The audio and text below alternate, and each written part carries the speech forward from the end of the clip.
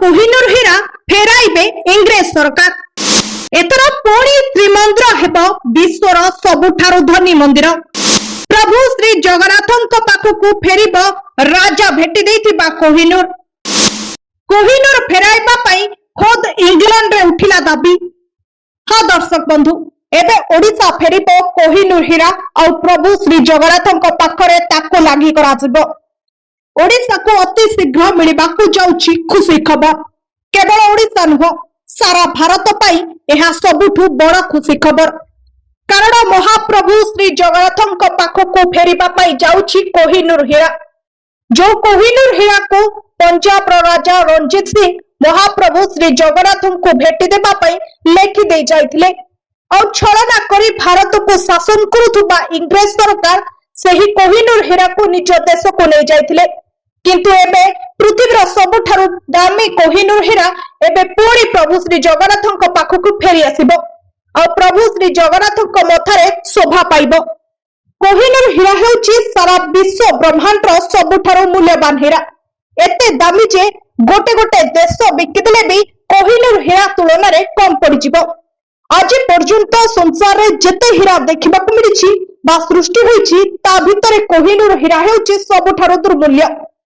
सही कोहिनूर हीरा दिने ओडिशा आसी प्रभु श्री जगन्नाथ पाखरे लागि होइथांता, किंतु इंग्रेज सरकार सेतबेले एहाको निज देश को नै जाइथिले और निज महारानी को उपहार भाबे प्रदान करिथिले। इंग्लैंड रो रानी माने निज मथार मुकुटरे सही कोहिनूर हीरा को पिंधि सारा विश्व रे चर्चित हेउथिले। इंग्रेज माने आम देश छाड़ी जिबा परे सही कोहिनूर हीरा को आनिबा पई बहु थर कथा उठिछि, किंतु उद्यम केबे सफल होइनी। किंतु एथर रानी एलिजाबेथ को मृत्यु परे कोहिनूर हीरा भारत फेरिबार संभावना सृष्टि होइछि। सारा विश्वर एही दामी हीरा एबे श्रीमंदिर को आसीबा पई जाउछि।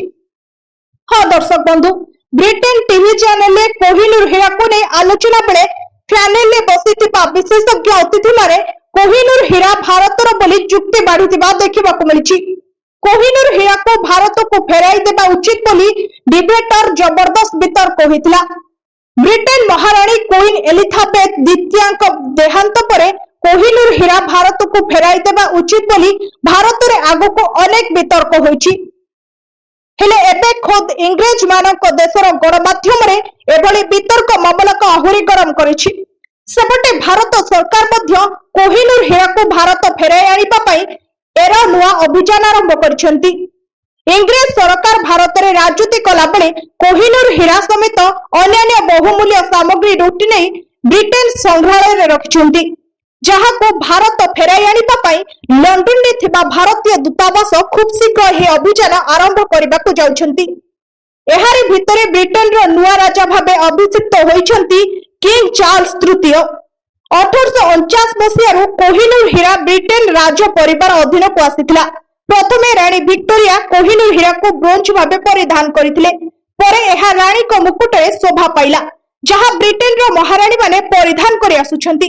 किंतु एबे सही कोहिनूर हीरा भारत को फेरिबो बोली भिन्न भिन्न आलोचना सुनिबाकु मिलुछि। स्पेशल रिपोर्ट आज आशा न्यूज।